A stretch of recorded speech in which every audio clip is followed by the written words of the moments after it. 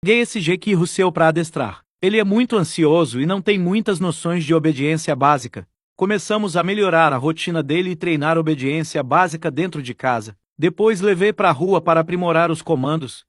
Treinar obediência básica é fundamental para trabalhar o autocontrole do cão e diminuir a ansiedade.